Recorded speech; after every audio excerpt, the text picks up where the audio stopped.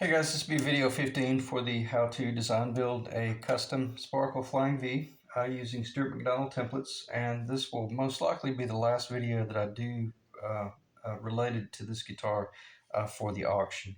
Once the auction ends and it sells, I'll be moving into communicating directly with whoever won the guitar, and then it'll be their call as to whether or not I continue doing any videos showing the work that we're doing. If you're like me, I'm really private. I don't like people knowing my business. So if you're that way, that's cool. We don't have to continue with the video. But if you prefer to see the work materialize, then that's the whole reason I set up my YouTube channel, is so that as I'm doing jobs for clients, they can see the work in progress. And sometimes it's easier for me to ask a question by showing you something, than it is to send an email or a text and stuff like that.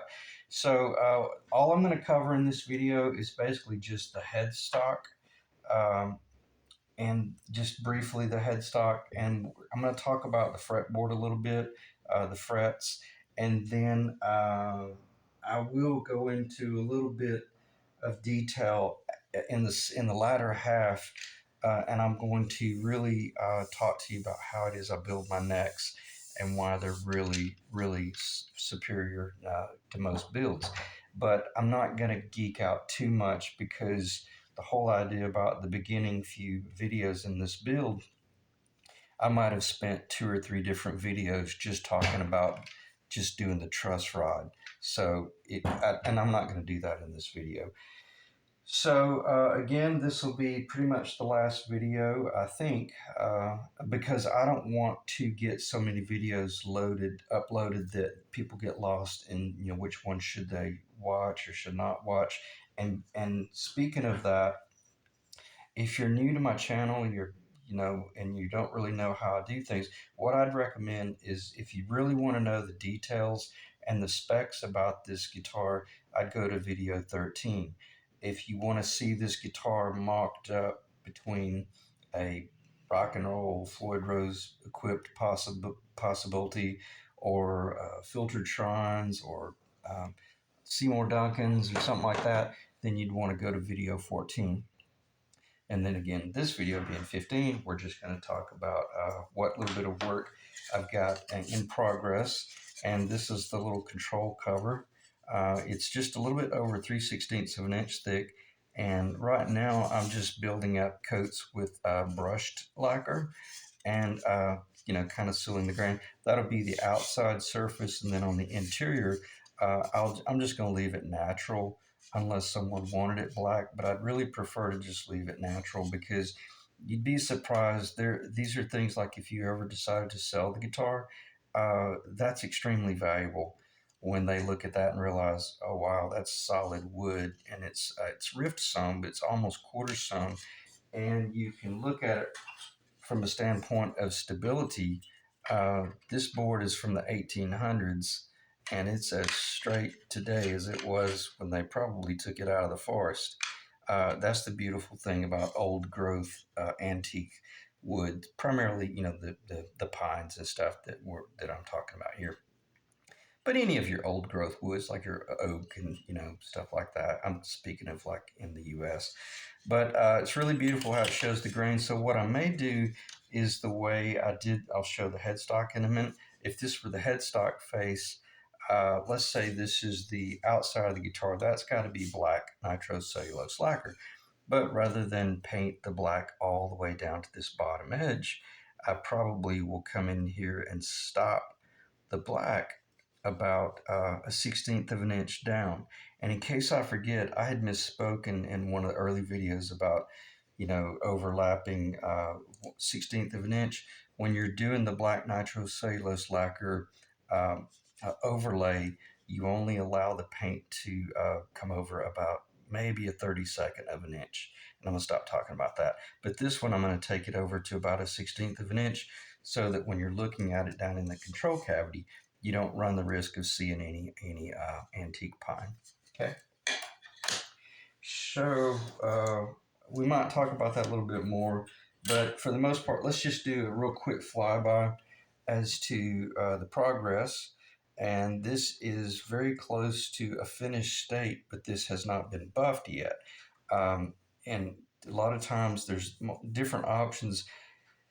I can come in and do like a wax, like a Renaissance wax. This is really incredible stuff. And then heat it up with a rag and do like a French polish where I like take a diaper and really just hand rub the finish. That's always really beautiful.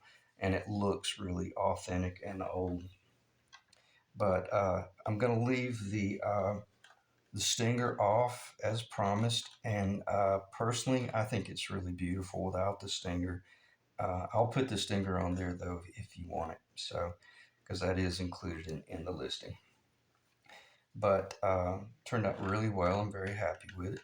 So, no sense in doting too much. But the cool thing about this nut, when you're doing your nut work, I learned this from watching the Robert Benedetto series and building the jazz guitar setup. You want to allow this overlay, if you're doing an overlay, you want that overlay to come up just a little bit and create a very small amount of a pocket. In other words, this surface comes up here and then it drops down. Well, what that does, it allows you to, you don't have to be real aggressive about gluing the nut in. And believe it or not, on most of my guitars, I don't even glue them in. Or if I do, I might put just a very small spot of like tight bond. And when I say small, I mean just a kiss, just enough to kind of keep it in place. But the string tension will keep it in place.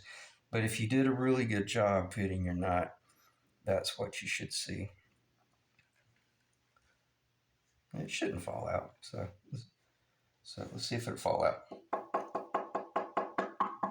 That's a really good fit. When you get that right there, that's going to really contribute to the tone as well, because it's a precision fit. Okay, so and that's really cool when you don't have to rely on the glues and stuff like that to make it all work. So that I think I'd already mentioned that's one thing I like doing. I like leaving the mahogany exposed, or carina, or whatever the wood might be. And it's always really cool if you do a multi-piece neck where you would take off the truss rod cover and you would look down in here and you'd see all the multi build up lamination for the center line. It's really, to me, those are the things that really showcase a very high end guitar. So, in all actuality, I think this is going to be a really good investment for someone as well, uh, because anyone who is running like a true like a vintage guitar shop, if you ever sold it or listed, or wanted to list it, they would you'd probably be surprised. You should be able to get your money back rocket fast, if not increase your investment. So anyway, let me set it down. It's getting a little bit heavy. Let's see which way I want to set. And then what I'll do that way, I'll talk about the frets a little bit, and then we'll go back to talking about the rosewood. And because that rosewood, in case I forget, I wiped it with some lacquer thinner and really dried it out. And then I'm getting ready to. No, I already did. No, I didn't. No, I didn't. I have not. I'm thinking of a different guitar. Then I'm going to come in and wax it. So I say all that to say this: that fretboard is really ugly right now. It's really bland and it's really dry. But once it gets the oil in it, it'll really get dark and rich. But I want to get this guitar off the table. But the only reason I do have it on the table, I want to show you the exact fret wire that that I'll be using. That is the Jescar. They call it the wide medium, but it's a phenomenal fret wire. And I won't be having to do the frets that way because there is no binding. The frets will just they'll get trimmed off. But, well, I'm not even explaining what I'm talking about, and I'll spend a few seconds with this. When you're installing frets within the binding like that, you have to file off the tang, and you have to fit the tang from the bass side to the treble side. And if you get a little bit loose, well, then you have to move that fret down until you get a really exceptional blend, because the ends of these frets, they cantilever over the actual binding, and see how I've cheated there a little bit with the black. That helped me build out that wood, and I was, well, I'm not going to start talking about that, but nonetheless, it's really beautiful and it gives a real well-defined line. But then you got these 60 thousandths on the outside, which this guitar does not have. It's just your traditional. But when you're doing this, you have to file each fret in and fit it in, and that's why this job's not finished yet, because uh, that's uh, that's mind numbing to do that. I think it took me 2 nights just to do that, and I never got around to finishing that. But I'm close. So I'll get this off the counter, but that's what the frets will look like.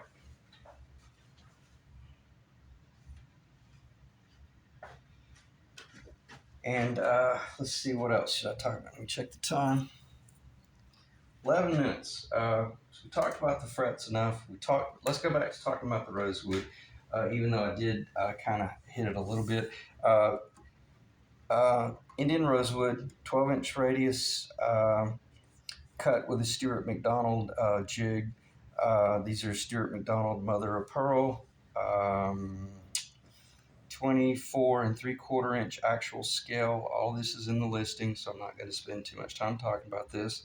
I'll be feathering some of this poly. I don't know why I said poly. This is not polyurethane, I can assure you.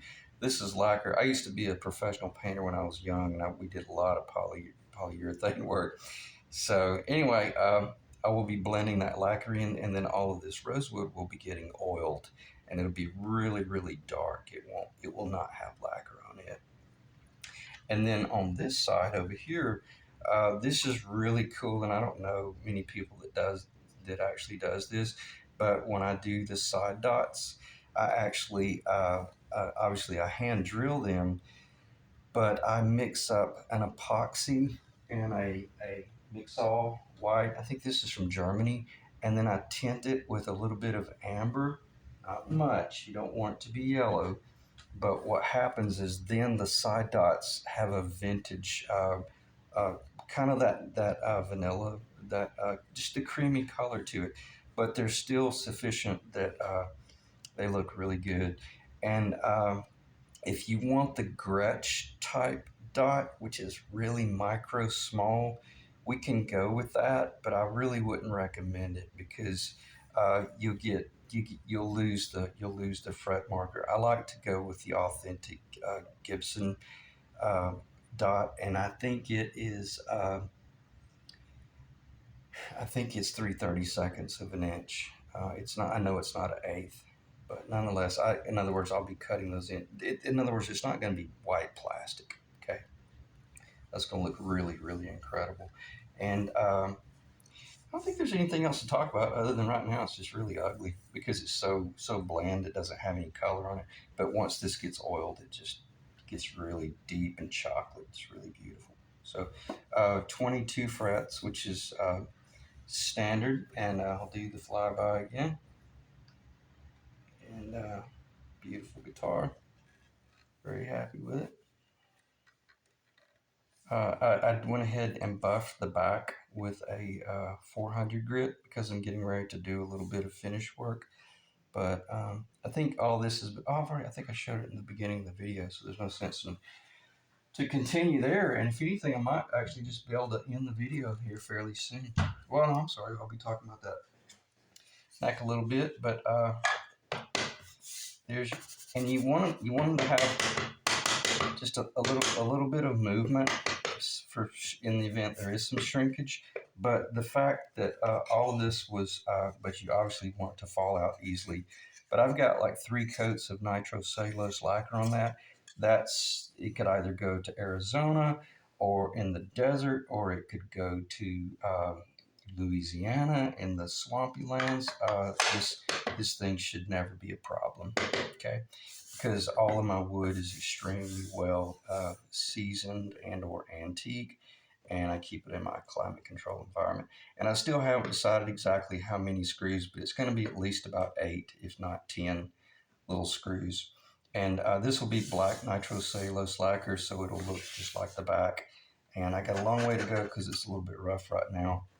But on the inside, it will remain the antique. Okay. and we'll leave the little snake bite marks. There's two little nail holes there from the 1800s, which is really cool. We'll leave that in there. But I got to look at it, it's like, oh man, it looks like a little snake bite. So anyway, it's cool how they kind of start taking on their own little personality, and I really look forward to it going to someone else and hopefully getting some good use out of it. All right, so I'm looking at the table here. In the event you were lazy and haven't been looking at any of the other videos, it does include one of these sets, either the black or the cream, or we'll talk about the other stuff.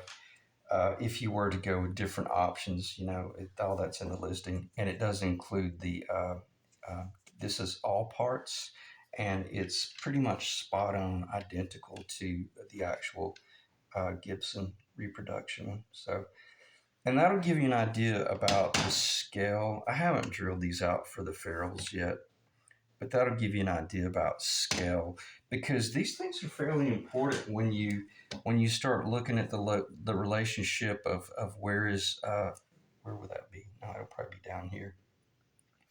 No, it will be up there because I got drawn. So when you start looking at the relationship of where this bell is in relation to that tuner and things like that, and I'm going to stop because I don't want to start giving away intimate design knowledge from who manufacturing. So nonetheless, it looks fairly authentic. But my headstock, as I've already covered, is more narrow right there. Okay. So let me check the time, and then most likely we'll talk about how I build these things, and because I just don't think there's anything else to talk about as far as the guitar. If you got any questions, obviously feel free to give me a shout. So let's talk about building a neck and some of the things that I do that are quite unique to what your speed shops would be doing, like like fast work. Let me get a little bit of sandpaper on that.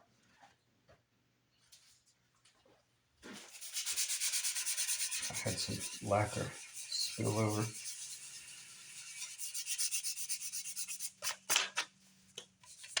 Okay, so you got your neck lower. I'm not going to start talking dimensional stuff because that's not what this video is about.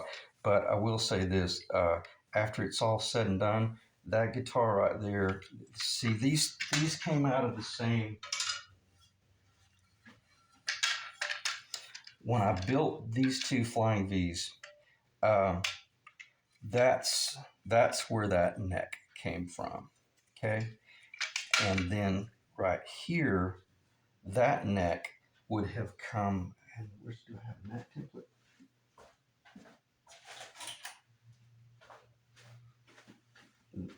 That exact neck on that guitar came right here.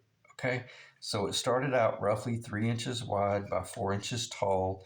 It got ripped down, and some of the other wood got used in a different way. And that's what I meant by when I kept continuing to show this neck right here.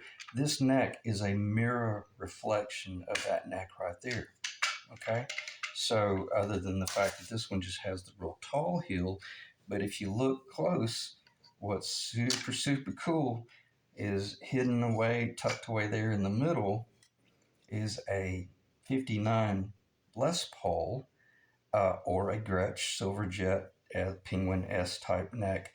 Why? Because it connects the body at the 16th fret, whereas these connect the body at the 18th or 19th fret. So if you're building two long necks, you'll be able to sneak a shorter neck out of the middle section. And I got the full tenon, the full neck, all the way up to this point here where I'll be building a scarf joint for this particular neck. These necks right here coming out of this large block, they do not have a scarf joint up in here. It is well, you can see it. That's the solid neck, same identical on that guitar.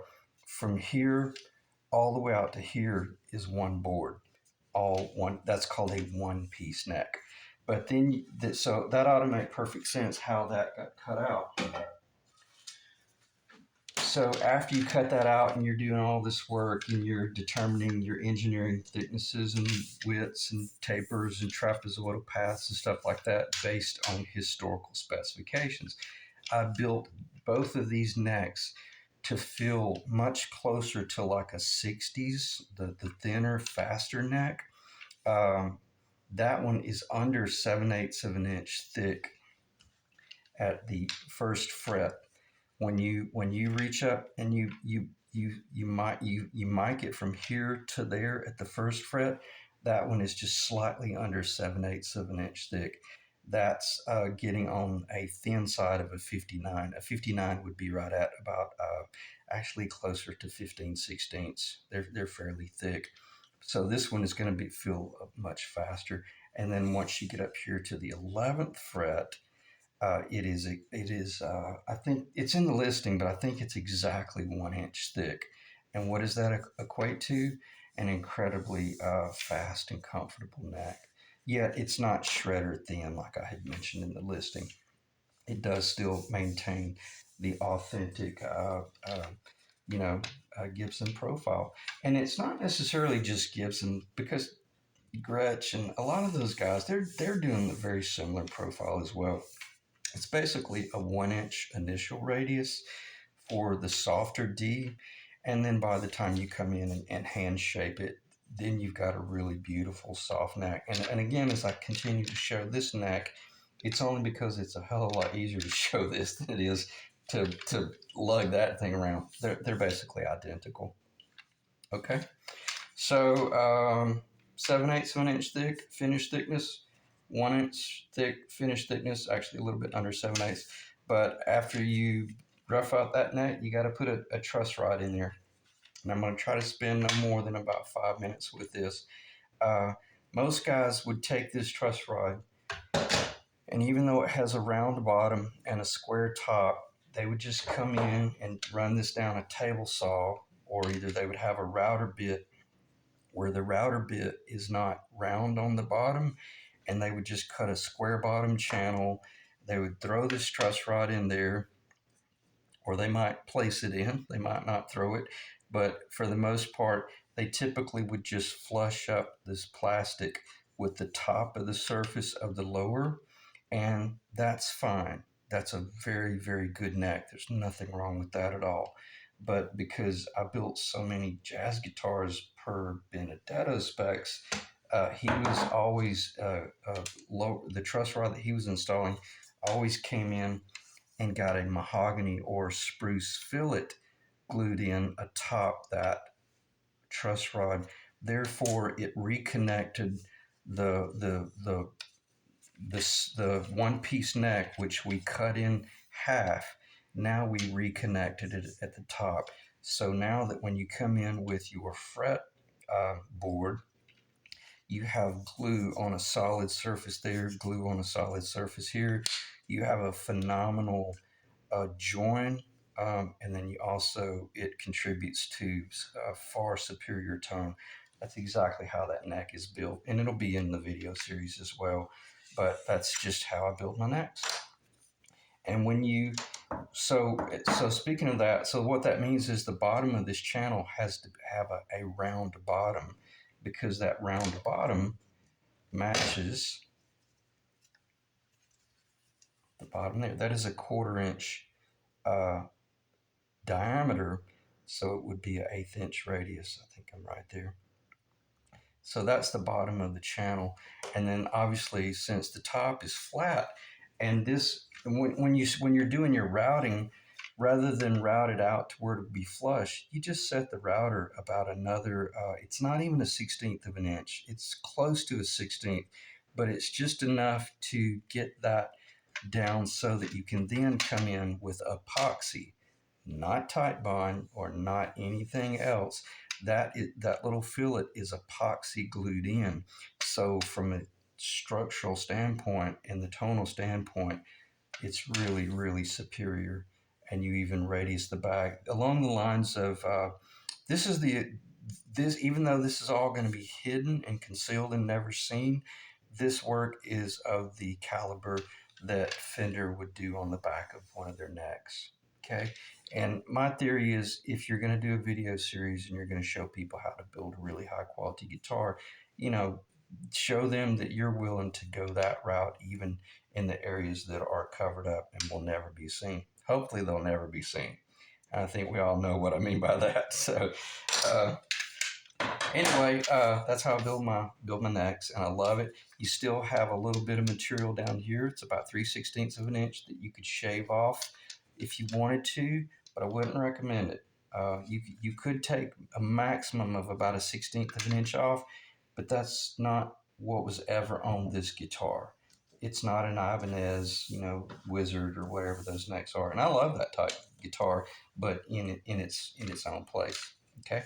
So this, in other words, it's not going to feel fat and chunky at all. It's not even going to feel medium chunky. It's going to feel really good. Okay. What else should I talk about the neck and the truss rod? Yeah, once that truss rod does go in, and the fillet, because the truss rod is bigger up here at the head, the housing, you have to change the bit over to a larger. That's a 3/8 inch bit. So then at the final stage routing is you go zzz, and you route down to about right there. So you've created a wider.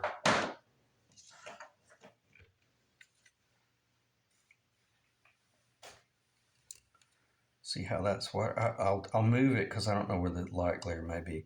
But from here out to, actually it's all the way out to right there. That's all wider. So I machine these small pieces of mahogany that are radius on the back side. And what that does, it will fit perfectly in that route and go all the way up to that point and bump in right there. Or either sometimes you can stop them right there and just let the epoxy fill in, which is what that one is. And I'm not sure about that one. That one might have a rabbet joint that goes all the way back, but regardless, it's solid. There are no voids. I never allow any voids to show up. And then as this comes out here, then you just you cut it off like that, and then that's when it gets the overlay atop that epoxy. This is epoxy, I think. Yes, it is. So this is epoxy down, and then I know that one's epoxy. I always use epoxy whenever I can, and then we're talking incredible tone, incredible strength, and just good craftsmanship. Again, it's a smoking deal for somebody. This is not just a thrown together little guitar, and I think anybody who's watched my video series probably knows by now. I'm certainly not the best guitar builder in the world, but I know I could carry on a conversation with them, and probably some of the things that might differentiate between me and them is they got like $50,000 worth of equipment, whereas I've only got like $10,000 worth of equipment, or they've been building for 40 years and I've been building for like 20, 22, 25 years or something like that. Okay, so it's a lot of fun. If you're in the, I think if you're going to be doing something like this, you're already a quality minded woodworker anyway. You've probably been building furniture. You've probably been building cabinetry, and you know the importance of patience and dust control and not bringing exotic woods into your house if you have children in the house because of their immune systems and stuff like that. And what would happen if you inhale rosewood? And I've been there. It's a nightmare. You'll end up in the emergency room if you're not careful. So dust control is really important. So check the time. And I ended up with another 30-minute video. So I can't think of anything else I should bring up. If you got any questions or comments or concerns, just let me know. I'll do everything I can to help out. I've got family coming in tomorrow. And so if you send me any questions via the listing, just be patient with me. I'll get back to you as quickly as I can. But if you got any questions, I would really ask you to, communicate with me as quickly as possible. And and I'll do everything I can to help out. Otherwise, I look forward to Sunday night and finding out where this baby's going. Maybe it'll be going to like Switzerland or Germany or the UK or something. So I've shipped a lot of guitars to the UK, Australia. Shipped 2 guitars to Australia. Japan. Shipped a guitar to Russia once and held my breath the whole time. It was really funny. The guy was really cool, and that was a long time ago. So if you are an international bidder or watcher, I've shipped them all over the world. So again, I appreciate you guys checking in, and I will see you probably in the next video. Thanks.